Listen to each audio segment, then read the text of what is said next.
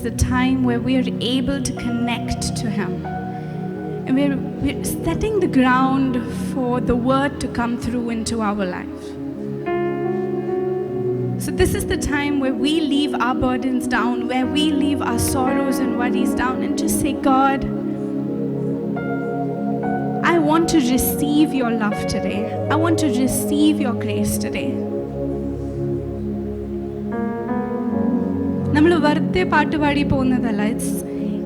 It's important to just be there in the presence of God. നീ എനിക്കായി ചെയ്തതു, നീ എനിക്കായി ചെയ്തതു, നീ എനിക്കായി ചെയ്തതു, നീ എനിക്കായി ചെയ്തതു. ഒരു കണ്ണും അത് കണ്ടിട്ടില്ല, കാതുകളും അത് കേട്ടിട്ടില്ല, ഹൃദയത്തിൽ തോന്നിയതില്ല.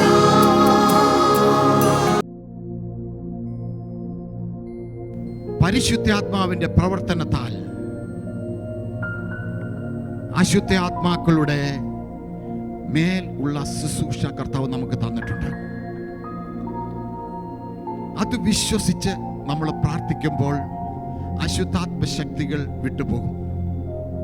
Thank you Jesus. ഇത് കേൾക്കുമ്പോൾ, ഇത് ഞാനിന്ന് പറഞ്ഞുകൊണ്ടിരിക്കുമ്പോൾ ചിലരുടെ കെട്ടുകൾ അഴിയുകയാണ്, ചില ബലഹീനതകൾ മാറുകയാണ്. ഹല്ലേലൂയ. വീണ്ടും വീണ്ടും ഒരേ തെറ്റ് ചെയ്യുന്ന ചിലരെ നോക്കി കർത്താവ് പറയുന്നു, ഇന്നു മുതൽ ഹല്ലേലൂയ നീ ഒരു പുതിയ സൃഷ്ടിയാകാൻ പോകുകയാണ്. ഇന്നു വരെ നീ ചെയ്തിരിക്കുന്ന തെറ്റുകൾ, ഇതിനൊക്കെ നിർത്താൻ പറ്റാത്ത ചില തെറ്റുകൾ യേശുവിന്റെ നാമത്തിൽ ഇപ്പോൾ വിട്ടുമാറുക. ചില രോഗത്തിനുമേൽ ഹല്ലേലൂയ. ഇടയ്ക്കിടയ്ക്ക് ഈ ശരീരത്തിൽ ചെറിയ ചെറിയ കുമിളകൾ പോലെ വന്ന് പൊട്ടി വേദന എടുക്കുന്ന ചിലരെ കർത്താവ് കാണിക്കുന്നു. അത് ഇച്ചിങ് ഉണ്ടായിട്ട് ബുദ്ധിമുട്ടുന്ന ചിലരുണ്ട്. യേശുവിന്റെ നാമത്തിൽ ഇന്നു മുതൽ ആ സ്കിൻ ഒരു നോർമൽ സ്കിന്നായി മാറട്ടെ. ആ അലർജി കണ്ടീഷൻ അതെന്താണെങ്കിലും യേശുവിന്റെ നാമത്തിൽ മാറിപ്പോകട്ടെ.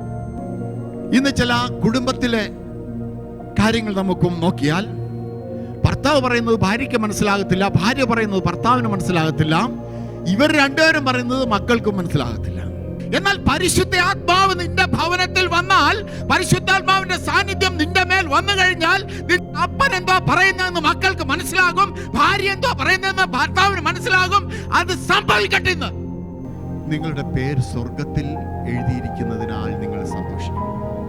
നിങ്ങളെ ആര് തകർക്കാൻ ശ്രമിച്ചാലും,